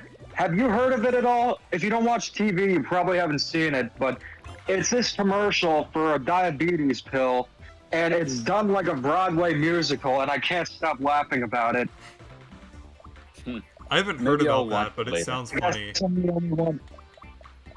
If you have the link, I'll send it to you in the chat. Yeah, I'll send it to the chat, but it was just something that was so dumb, and I'm thinking, okay, this girl is singing about how wonderful popping pills and diabetes is, and it's done like a Hairspray musical number, and I'm thinking, what the hell did I just watch? So I decided to just make fun of it and make it into a Nightcore version. I'm assuming you guys know what Nightcore is at the very No, least. yeah, I do. Yeah, but for the viewers who don't, it's essentially just when you speed up music and have an anime background. That's kind of it. But Yeah, here's a pretty much. commercial if you guys are interested. Watch at your own risk. Actually, I guess on a lighter note, I will say this. I'm absolutely bestowed that the Mario RPG remakes have been bringing back characters we thought were never going to come back, especially the Square-owned characters. We thought they were lost causes. Yeah. Yeah. And I really hope that I also love how they retain the art styles too. I really hope that Square Enix allows Nintendo, or at least kind of is more lenient with letting Nintendo use these characters. Because I think Square Enix isn't really doing anything with them anyway, so it's mostly Nintendo that's gonna utilize them if they're utilized at all. So It's ironic because it's basically the same situation with the Bally Midway Pac-Man characters. Because yes, on the one hand, they're your legally owned characters, but at the same time, they're based off of a bigger Japanese game company's characters. So you can't really do Yeah. anything with them in isolation. They are just baked into the franchise by design. Yeah. I will say So with the I Mario think it's RPG characters, that's a little bit different. I'm guessing they could technically make a game about Geno or Mallow, but it's unlikely. But yeah, I don't even know if Nintendo would use them though, because even the series they own, it's not like we've seen Mario RPG characters in Mario Kart. We haven't seen WarioWare characters either. I do think Most we got with that was the Diamond City track. I do think nowadays we have a slightly better chance of that happening, just due to the fact that it seems like Nintendo is kind of doing more fan service and is doing more with the Mario franchise now in terms of creativity. So I do think there's a slightly better chance of, oh no, Pikmin 2 moment, because the enemies are dropping down from the ceiling. Yeah, I mean, We'll honestly, finally have a Nintendo's been doing Daisy in a great. Moonlight Mario game. Yeah. That was pretty Oh my big. God. I'm what would be hoping the Wario and biggest slap Waluigi in can the face? finally be used again. Well, Daisy It would be so technically funny. was in Super Mario Run, you know. No, but you would be so fucking funny if the prince from the Flower Kingdom in Wonder turns out to be the very same one that everyone despises. If you know, you know. Yeah, I From the heard it. anime? Yeah, it would be so funny if they referenced the OVA with that. I know everyone hates that character. Well, I think, do they hate him because it's a love interest for Peach that isn't Mario? I think I didn't watch it myself, but I think either the dub or the original implied it was an arranged marriage, meaning Mario was basically led on for the entire story, only to be Yeah, shot I down by watched that. that one a long time ago. So just on YouTube, and I watched it. It was pretty interesting. It was kind of weird though, a little bit, but I mean, it's a product Yeah, of its Yellow time, but Luigi. at the same time, it's what gives it its charm, you know. yeah. Never I'd sure. stick Yeah, to the kinda like the 2023 Mario movie. Honestly, what would you guys like to see out of a Mario movie sequel? Haven't really thought about it much. My idea for a sequel is basically involving the Lumily and basically trying to find a way to take, like, they realize that the Lumily isn't like from like the Mushroom Kingdom and everything, so basically they have to try to get the Lumily back to like space, and then, well, in the Comet Observatory and everything, but basically my idea is for them to get the space, they have to find the different fragments that make up a launch star, and they're like hidden throughout like different parts of like the Mushroom Kingdom and And then things. Bowser's trying to find them as well. Yeah, I think that would And be then there's cool. the X-Nauts, and the X-Nauts That are would also be trying to pretty look for hard, not gonna them. lie. And then you have a door, and then the door also houses one of the pieces, and then, you know, I think The at the same stinger. time, But one of the doors holds room. I don't know. I don't want them to go Yeah, like but the one of those Galaxy doors route will hold just a yet. room. I think I'd rather Maybe wait for a for prequel. more. Yeah, like a Mario movie 3, that would be fine. Yeah. Kind of like with Sonic movie 3 is adapting Adventure 2, which is like everyone's favorite Sonic story. So I think adapting Galaxy for like a trilogy at the last, I think that would be a better idea. For number 2, I'd like to explore more stuff. Maybe RPG towns and Rogueport. Yeah, I was thinking the launch You star need thing Wario would and mostly Waluigi. that would mostly be like, they wouldn't, like, throughout most of the movie they would be like still on like in the Mushroom Kingdom and everything, or the surrounding areas as well. I was just thinking like that would be kind of like a thing for like the end of the movie when they kind of go up to like Comet Observatory, but the premise for the next movie. Oh, okay. I think I get it. I wouldn't mind that. I think for a Mario movie 2, I wouldn't mind if we go to like other places.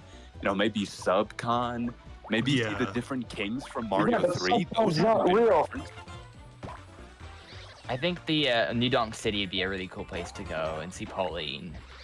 Yeah, but at the same time, this is the Mario movie universe where we now establish Pauline is from Brooklyn too. I don't even know who Oh, voiced her. right. I will say, True. Actually, I just it clicked in my mind. I was like, wait, that'd be a perfect No, no, idea. no, But then it's I'm like, okay. wait. I understand.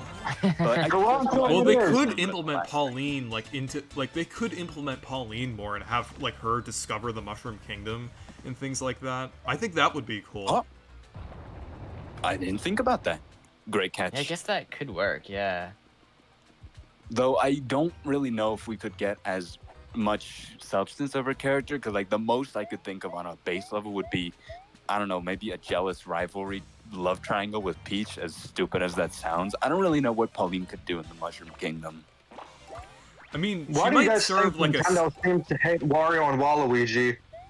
Well, I mean, Wario, if you guys watched the video about on Schaeferless, Wario the idea versus Wario the man, I think it's pretty clear Nintendo loves Wario, but I think they're kind of retiring the whole bad Mario thing. Yeah. Where he's really more of his own character.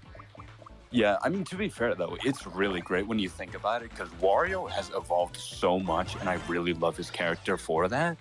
But it would be interesting to see it, done in the movie universe. Yeah, Yeah. I I really think it'd be need to cool do too. something with Wario. Even like we just need a new Wario Land, or just Wario Land Shake It. Just give that to us. If you remember the Super Mario comics, where they actually delved into Mario and Wario's rivalry that started from childhood, I think that would actually be a pretty decent way to interpret it into the Yeah, movie because like, would universe. Wario be from the Mushroom Kingdom or from like the Brooklyn or the real world?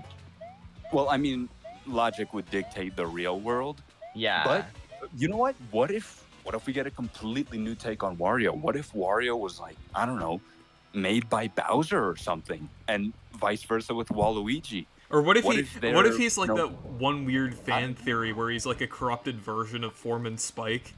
He like Foreman Spike somehow becomes Wario or something. Okay, as funny as that sounds, Foreman Spike was easily the funniest character in the movie, and I want him to remain his own character just because they thought, hey, you know what if we brought back this obscure character? Yeah. Just so he could be the funniest character in the movie. I love him, despite his relatively It short appearance. reminded me of Keemstar a little bit. You're right, you're right. All right, let's see with the Mario movie and such. Another thing I'm wondering when it comes to Mario, or actually this is completely unrelated, but do you guys feel the urgency for a Switch 2? Because TNT is always talking about it. He's like, man, I want a Switch 2. It's coming next year. And I'm like, I don't see the urgency. It's probably coming in 2025. Yeah, I honestly don't expect the Switch 2 or any new console to be its successor anytime soon, but like There's like rumors 2025. about it happening in September understand. 2024. I mean, I think if we end up seeing like the next Nintendo Direct more remakes and not much stuff, like maybe Metroid Yeah. Prime 2 and 3, then I could see, if especially they don't announce anything major, because I don't know, they're doing a lot of remakes, especially a lot than they usually do. Yeah. I heard a while back that like everyone thought Pikmin 4 would be like the last big Nintendo game, but then Pyro dropped the Mario Wonder, and then of course very slightly alluded to the Thousand Year Door. So Yeah. maybe that statement wasn't so true after all. Yeah, and Yeah. another thing, I really hope that if, like, the Switch 2 is happening, I hope it's not revealed, before the Thousand Year Door remake releases. Because I really hope that game, like, I hope people don't, like, overlook it and everything if, like, a new console gets revealed. Again, though, more people have the Switch even if the new one were to come out. So technically, it's the best Yeah. option, anyways, right? More people I will mean, play the game in general. I'm assuming it would be backwards compatible. I saw a ridiculous article the other day from Nintendo Oh, Life yeah, where they said the that Nintendo Life one, yeah. I don't understand What do they say? Nintendo Life sometimes. They said that it doesn't need backwards compatibility because people hold on to their old systems and it's not that big of a deal. And Review Tech USA made a response to that, where he was just going over how the article was dumb. Yeah, I think I've seen something like that from them. Honestly, I think if the system doesn't have backwards compatibility, I think that'll be a major problem for the system. I mean, it wouldn't be yeah. a killer, but it would definitely be It a just, to devastating me, it doesn't blow. make sense. You have to start everything over again. Yeah, Right? Like, they clearly exactly. built Nintendo Switch Online, they built all these things. To go through it again, or like, I don't know, I just find it a bit strange, and they have all this library and all this infrastructure that already exists, that it's like, why not just make it backwards compatible, And some people are like, oh, but the Wii U to the Switch, but it's like, the Switch doesn't have a disk drive, like that. How would it work anyways? There's 2 screens on the Wii U, like stuff like Yeah, that. I'm exactly. just like, Like, wait, forget- how would, like, some people say that as like the excuse, and I'm just like, that makes no sense. Oh, I just Yeah, noticed people something. forget the Wii U gamepad was like kind of integral to these games. Why do you think we didn't get a Nintendo Land port? It just wouldn't work. Oh, Exactly. I just noticed something that Surfshine Harbor music uses the Rogueport music in this mod that I'm playing. You know, I will say this. I don't think That's that cool. Sticker Star's music was a problem. That's I just think pretty it's much the only Anyone said it was a good thing. problem. The game just doesn't have a good like system. Like Thousand Year Door and Paper Mario, those both of those games have such a well-designed system where they, you know, the way that you can sort of choose which direction you want to go with leveling up Mario and giving him new abilities, and it just works so well, right? But the thing is with Sticker Star, Color Splash, and Origami King, just giving you coins and having that whole entire gameplay doesn't really work as well. And I just think that in general with Origami King, I liked it, but I felt that the system overall didn't make sense. Like, okay, why does Captain Toad exist as like the only partner that follows you in one specific area? Like, this makes no sense. And even the other It just partners, seems like like, they did that to throw a bone to the fans. Like, yeah, here you it's go. like New partners. gameplay wise, it makes no sense. But yeah, it's just that's my entire problem with the game. I like the ideas that they had, but it's like if they were to just go, Hey, look, it's like they were trying to hold on to the RPG stuff, but Yeah, make that's it the on problem. They just yeah.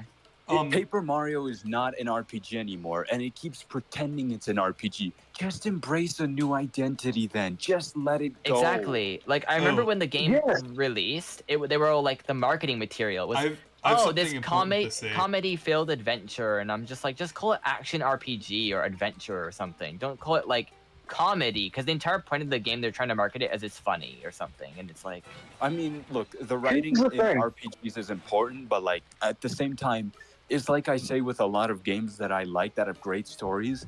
Look, I love the great stories. I love it, but the gameplay is what matters. It's not a movie, it's not a show, it's not an animation, it's a video game. unless it's Above Xenoblade all, Chronicles, then it's it's kind of a about the mix between gameplay. all of them. But Also, Here's the thing with Origami King. this is kind of a territory for my Go on. brother because, like, he's the one who played the Thousand Year Door and Paper Mario 64 along with Super. But I do really like those games for what they did, and I appreciate it. I just haven't played them myself. So if my brother was here, he would tell you how much he loves, you know, the old Paper Mario games. And I started with Sticker Star. I was 8 when, or I did 7 too. when Sticker Star came out. That was my first Paper Mario. I started with Sticker Star too. I technically started with I have Super no- Paper Mario, but Sticker Star was the one I really got into. yeah, I started with the And even then, when I N64 was one. a kid, I was so frustrated with Sticker Star. As a kid, it was so tedious. It was way more thought than I'd put into any game. But then I realized, like, wait, no, this isn't my fault. What did the game explain to me? The character doesn't explain anything to me. You know, Miss Oh, Gray let's Crown explain? over here, who likes to whine at me. Here's the thing with Yeah, Sticker that's Star. all. That was my all. first experience with Paper Mario too. Like I said, technically Super Paper Mario was, but I really played a lot of Sticker Star, and I couldn't get into it. And technically, if I was biased, I would say that the newer games are better. But the thing is, when you think of it from a critical standpoint, or just based on your own preference, the newer games are poorly designed, usually. And I will say, Paper Mario: The Origami King is a fun game, and it's No, I pretty think well it's designed. just it's a decent game by But- itself, but like some cracks still. I would totally say it's show. even good. But Oh. the thing is, if I never played Origami King, I think my gaming experience and just my impact with the Mario series wouldn't be affected. It's just like there's not really any creativity. It's a great action adventure game, but that's kind of it. Whereas with Super Paper Mario, I think that game can be poorly designed, but at least it's something completely different and it stays with you. For better Yeah, or for that's worse, a great I know point. Yoshi hates it, but I've always thought of that, and I talked to my friends about it, where we talk about Super Paper Mario versus Origami King, and it comes down to a matter of, would you rather have a well-designed game that's not all that memorable, or would you rather have a game that's memorable, but not very well designed in a lot of cases? You I know, feel like people really underestimate the value of staying power because when something just sticks with you, it is just becoming a part of you. Like Reese and the Thousand Year Door, they're inseparable. It's Oh, yeah. basically his entire persona. But it's a good thing because it means it had an impact on him. You couldn't take it out of his life because then he just wouldn't be the Reese we know, right? yeah. That's like taking SpongeBob out of my life, or, you know, more relevantly, it's like taking Or- Bob out of my life. Or taking 3DS modding I out think of he's Anton taking something Retro's else out life. of his life. Exactly. If there was no modding and we just like had to let the 3DSs die, it'd be sad. But guess what? We don't. We don't have to let it to vanish. Exactly. Like, I did imagine like if I the never future. got into Pikmin, I would not be the same person I am now. And guess what? My best friend and I, we love Pikmin. He and I were both crying for joy when Pikmin 4 released. That is just the power of when something sticks with you. Exactly, and games can really leave an impact. Sometimes I think the impact can be so strong it can warp perception of the quality of games. Pokemon's That's a great true. example of I am that, guilty of that. where I wouldn't say so. I mean, when it comes to Pikmin, there hasn't been a bad game. Hey, Oh, no, I'm Pikmin not even talking is about it's Pikmin. okay. I'm talking about like other games I love, like maybe Pac-Man World 2. I love that game to death. But even I admit I used to defend it a little bit too much back then, and I do acknowledge some of its shortcomings and flaws. Even with Repack out, I can acknowledge, maybe World 2 kind of squandered a few things. I think it's just you growing up and realizing that, because when I was 17 and started making Super Mario Odyssey content before the game released, and I look back at what I used to say, I used to be a little bit lighter on Nintendo and such, and I don't know if I ever really defended games. I've seen guys who will defend games they love, like Super Mario Sunshine, for example.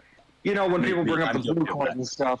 Yeah, and I feel like a lot of people, when they defend things, they see basically the criticism as people like attacking something that they enjoy. I think that's why people defend games. Jeffrey from the chat earlier.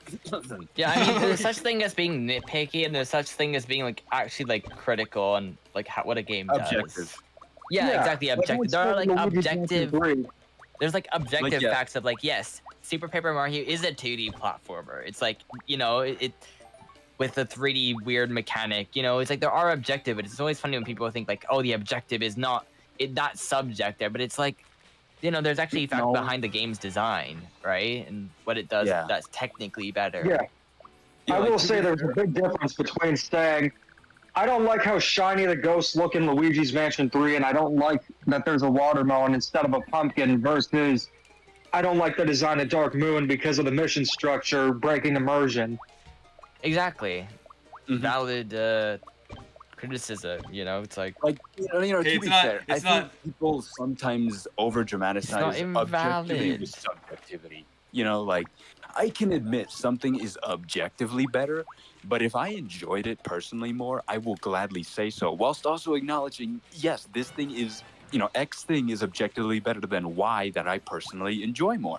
But that's yeah, okay. but honestly, it's like it's just whatever you enjoy, whatever it's like fun. Like sometimes I just feel like we get so caught up with all these reviews that it's just like, the game is supposed to be fun. If the game isn't fun, then that's where the problem is, right? Like, I think that's really what it Like, is. some people enjoy, maybe there's one level or one section of the game that's really fun. Maybe that one section is even better than like the best game that's consistently good. And that's okay to acknowledge, but like if the rest of the game is a tedious slog, well then it's not really worth it. Now is it? For some reason, my I didn't say I controller would get Detective disconnected. Pikachu on launch. But My controller just disconnected for some reason. It was weird, because I'm playing on Citra right now, but it just like disconnected. I don't know why, but hopefully it works. But yeah. I will say when it comes to that, though, Pokemon is by far the worst example of fans not being able to understand criticism as criticism of the games versus criticism of them. I don't know if you've experienced any of it, Reese, but with Pokemon specifically, when you tackle that topic, you just gotta expect the dislikes to keep pouring in. Oh, Because yeah. I actually had a conversation with a student at my school because I was working at the school, and he was about my age, and we had a discussion about Pokemon Scarlet and Violet, and he essentially gave a review of it on the spot where he was saying, look, the game has performance problems, but all games do, so they'll get a patch eventually. And I know it has performance problems. I know the graphics aren't that good. They aren't that bad, but, they could be better. And objectively speaking, I want to give this game an 8, maybe an 8.5 out of 10. But in my heart, it's a 10 out of 10. I loved it. And, some series can just have that impact where they grab you by the neck and won't let go. And it doesn't matter what they do, people will continue to defend them. Yeah, and I feel like with just want to acknowledge real quick, yes, I am reading your comment. I do agree.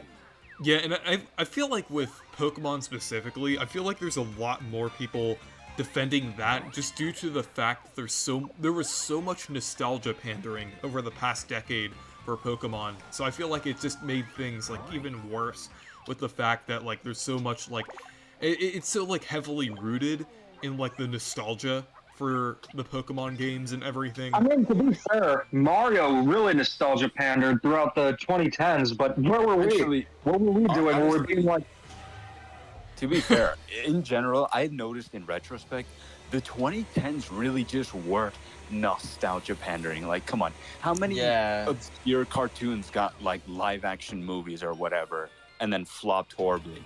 Like, it was just nothing but that. And then theories that were like, you know, of course, Mario or Sonic or whatever, they just heavily relied on the nostalgia pandering, but they were like so out of touch because, like, you know, not everything is about being retro or being pixely or, oh, look, it's Mario 3 again for the billionth time. Yeah. You know, if they actually wanted to do something cool, they'd reference the Mario Land games more. But I feel like, yeah, with the nostalgia pandering, we didn't like it as Mario fans, and I think most of us can say we're glad it's pretty much gone. Wonder had a reference to Mario 3, but it was really clever. It was the secret room you could go in after you play the drill level, and it had like a musical thing where it would play the Mario 3 Hammer Brother music, and once you beat that, the coins would do. That's cool, but yeah, see, in small doses, I'm fine with it. Yeah. But yeah, with New like Super Mario Bros. Specifically, not everything. it was too much. You know, it's kind of like this weird thing where they just loved kissing up to Mario 3 so much. I could not tell you how many games had the Mario 3 athletic theme remixed over and over again, and it was just getting annoying real fast. We can all agree that the best athletic remix is in Dance Dance Revolution Mario Mix. Either I heard that one and I don't remember it, or I haven't heard it. You know, but I think I might have heard it. I just don't remember it. One good one that I did like was from Origami King. The way they kind of remixed it. It wasn't like exactly a straight up remix, but it did sound. Oh yeah, it was in like the Chestnut Valley. Yeah, wasn't it? I thought that one. Yeah, I remember. Yeah, there's actually also a remix of that theme in Thousand Year Door as well, and they handled it in like a similar way to how they did in Origami King. Like, do you know when you're riding in the blimp? If there's like a song that plays, it's like actually like a loose remix of like the Mario 3 athletic theme. Yeah.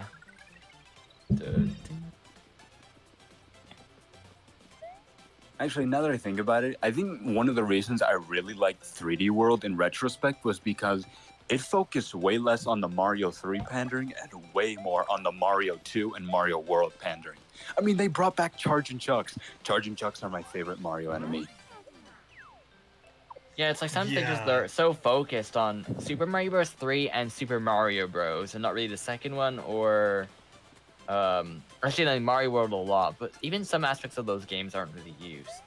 So yeah, like I remember when everyone was so surprised when 3D World had the 4 playable characters again, even Toad being blue just like he was in the NES sprite, only for that to turn out to just be a coincidence. It wasn't planned. But hey, I'll take it. Yeah. I'm wondering how that could be a coincidence. I mean, having Buckenberry seems like it was intentional. It probably was, but like I heard I think they cut Daisy and Yoshi from that game. So maybe it really did just work out then, because they were considering those two as well. Yeah, and I feel like the blue Toad in 3D World is also supposed to be the main Toad as well. And like one of the only other times the main Toad was blue was in Super Mario Bros. 2. So I do think it could have been intentional.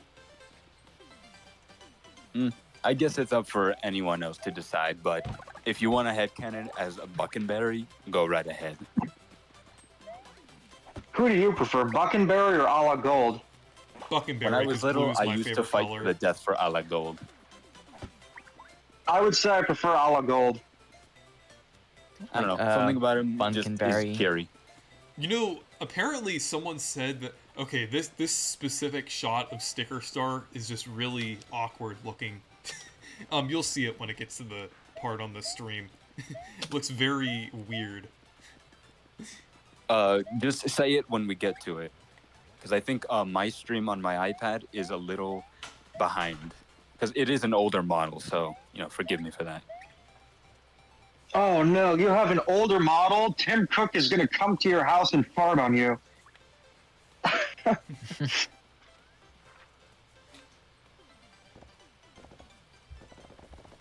Yeah, I'm getting the water faucet thing for the damp oasis one. Oh, I think I know what shot you're talking about now, because I think I made a joke of it a while back as well. It involves a Bowser looking thing. Oh yeah, I know exactly what you're referring to now. Do you guys remember the episode of Caillou where he threatens to turn on all the faucets if he doesn't go on vacation with his mommy and daddy? Wow, I didn't know he took no. inspiration from Home Alone's The Wet Bandits. Except here, it's because he didn't go on a vacation. I think he had a secret plan to deplete the world's water supply. He was trying to do that all along. Like, Yeah, he was. What is he, the CEO? I think of he's Nestle? He's probably like way ahead of us. Like he probably is. yeah, Caillou. Yeah. There was one secret episode of this, like lost episode of the show, where he said water isn't a human right. No, yeah, that's real. That's real. He totally said that. Yeah, it's canon. Yeah, that's... No, it's not I mean, even he's out of Canadian. character. Okay, what's my favorite Disney film? Probably Pinocchio 2022. Because of and we all know why. Oh yeah, we know why. It's just that one great money shot that was so necessary to the plot, right? I will say it's funny. Do you know the story behind that Nick 2751? There's so much more to it. Okay, what happened is, yeah, that specifically. What happened is, I was doing a premiere for Could We See These Nintendo Games in 2023, and I worked on it all night, and I made the mistake of falling asleep during the premiere, and I just left a comment saying, "Hey guys, sorry, I just attended the premiere. I didn't really get any sleep." And then T&D was there, and he said, "Too busy sending me memes of Pinocchio huffing poop at 3 a.m. And I'm thinking to myself, I didn't do that. He's slandering me, saying I sent him memes of Pinocchio huffing poop at 3 a.m., which I didn't do. But then I decided, you know what? If he wants to see what 3 a.m. Pinocchio is actually like, you just wait. So what I did is periodically for a week, I would have a text go out to send where it's Pinocchio huffing poop. And he didn't talk to me for a few days, and I was wondering if everything was okay. And I'm like, "Hey man, you okay? Am I okay? Am I okay?" And then he sent screenshots of the text where Pinocchio is gleefully walking up to the poop. He should have asked you, "Are you okay?"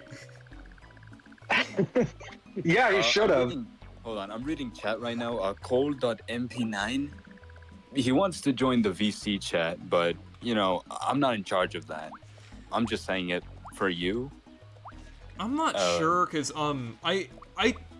I trust you to join the VC since you've been a fan of the channel for a few years now, at least since like 2020 or 2021. So yeah, we built like a friendship up during the pandemic. I think we got like way closer later down the line. Yeah. So I understand that, but Cole.mp9, I don't know if he knows you. I've only neutrally. known him since 2023, or I guess late 2022, I think. So not very long. So I mean, maybe at some point, but I just you're more than welcome to continue being part of the chat, but in terms of the voice conversation, yeah, like Reese's saying, it's really up to him. But like I said, I think it's fine with 4. But I will be heading out soon because I'm going to try to keep my sleep schedule on track. Yeah, sorry, Cole.mp9. It's just kind of it's a normal thing, I built a relationship with everyone, so they feel comfortable with me here. Just don't take it personally, You'll get there one day, I'm sure. Reese, what is your favorite Disney film? Brave Little Toaster. I just I know immediately. I yeah. was gonna say that as a joke too, because Brave Little Toaster technically isn't a Disney film, and I know people think it is, but it was just distributed by them. They only provided the funding and aired it on Disney Channel. I technically consider it like under the like kind of, like along with like Pixar and like any movie that like Disney kind of Yeah, like I get that. Which, to be fair, Pixar was kind of influenced by the Brave Little Toaster, so there is actually a connection there. So I don't blame you for thinking that. But yeah, not counting Brave Little Toaster, I guess Pixar counts, so I'd have to say, probably WALL-E, because that's also one of my favorite movies. No way! WALL-E's my favorite movie of all time, too. Yeah, It's a good movie. Up is one of my favorite ones as well. Honestly, You know people what's funny really about Up? underestimate Up. Like, I know everyone loves the first 10 minutes, but like the rest of the movie is just as significant. Y'all just don't appreciate it. Oh, I just noticed I they would made think so, too. they made the Oasis Toad here, a Crazy Daisy. You know what's funny Really? about Up though? What is it? So you know how I've talked about Sean and Billy, these two guys I went to school with? The one who said Oh, yeah. all tell, and Sean was the one who didn't want me reading his Diary of a Wimpy Kid book? Well, Yeah. as it turns out, Sean looks exactly like Russell from Up. And I used to call him Russell. He was a jerk. And I fought back, but with words. Remember, kids, knowledge is power.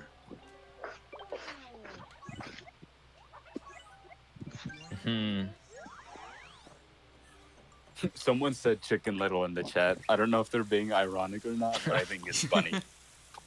Look at Ralph, too. If someone says that, I'm going to start screaming. That had nothing to do with video games!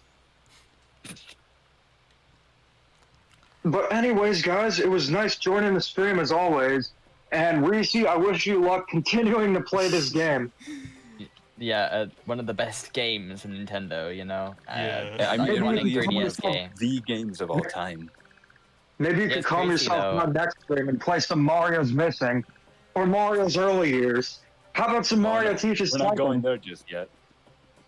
Oh, we'll get there. I would recommend Hotel Mario, but it's really hard to emulate. So, in the meantime, I know Toadette won't say it, but that won't stop me. Stay perky! Stay perky. All right.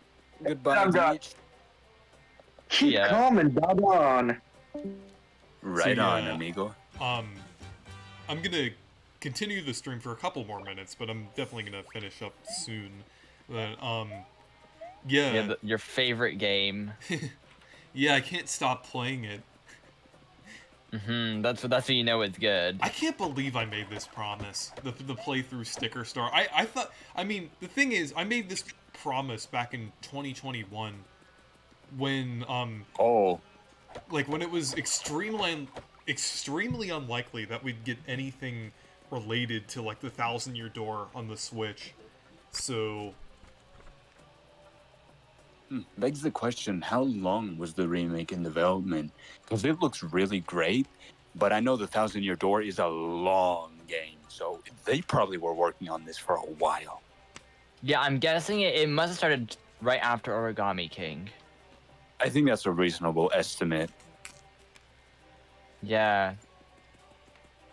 I still remember the rumors from earlier this year, and I was just like, yeah, it sounded kind of like almost weird because like that's such a specific rumor for someone to like report it on, and then it happened, and I was like, what? He was right. I mean, to be fair, Poyuro was very generous not leaking it. Like, he could have easily said door or something, and everyone would have immediately put it together. So him saying, oh, what will close the direct was a very generous statement. He must have like someone on like the PR team or something, or is someone on the. It's kind of weird. Like usually, the stuff that he like usually says stuff about is stuff that's like on the eShop or is being worked on to present. Right. So maybe that's why certain games, that are far upcoming, he wouldn't really know too much about. Yeah. Or it could even be like to do with the retailing, like who really knows? So, I mean, don't know. I'm in disbelief from this year. I got almost everything I wanted. I got my Pikmin 4, which I waited a decade for. We got a new 2D Mario that's actually ambitious and creative, and I never thought I would see the day.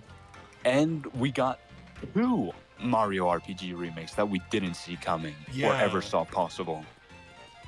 Yeah. If I had made a bingo card and gambled on it, I would have been rich by now. Yeah, like Mario RPG and Paper Mario: The Thousand Year Door, like 2 great games. I know, right? No one thought this would have happened, especially with like the Square Enix, legal stuff. But no, they worked it out. Honestly, I think Nintendo's worked out so much stuff in like the past, like with Sora and Smash, with getting all these Square Enix characters. I hope they've it's been a really sign that the trying. relationship is mending. Yeah, and I think it just shows that Nintendo really is trying to work with like everyone. I don't think there's even some of the more impossible things that we, wouldn't have thought. It's just really cool to see that. But yeah, I think Well, I'm gonna let's go hope they ahead keep it and up. I think I'm gonna go ahead and end the stream. Hey Reese, they should make a Brave Little Toaster sequel. Will you go back and 100% sticker star? Who's gonna tell him? Who's gonna tell him? I don't think I'll ever agree to 100%ing this game. Regardless, like even if it's something for like Brave Never Little mind, Toaster never mind. sequel. Someone in chat said it. But don't forget the actual sequel goes to Mars. Oh, I think what Jaden meant was like a sequel to like the like all of the movies basically. To like I'm not sure, but I was kind of interpreting it as a 4th movie basically. That's kind of what I meant, like a new sequel kind of. I think they would have probably specified if they make another movie, not a sequel specifically, because we have not 1 but 2. Okay, but If yeah, they make a Paper Mario make, game. If they do make a 4th movie for the Brave Little Toaster, I will probably not 100% sticker star. The one thing that I actually do kind of want to do before the Thousand Year Door remake releases is play through Color Splash. Because I heard it wasn't that bad. I just don't like the battle system. Because I do feel like I might enjoy some aspects of it, since I did enjoy Origami King. But, oh, you didn't know there were sequels. Yeah, there was, for the Brave Little Toaster, there was, To the Rescue, and then Goes to Mars. And for some reason, Goes to Mars, released before, To the Rescue, even though that's supposed to be the last movie. But yeah. Anyways, thank you guys for watching this stream. Make sure to leave a like and subscribe.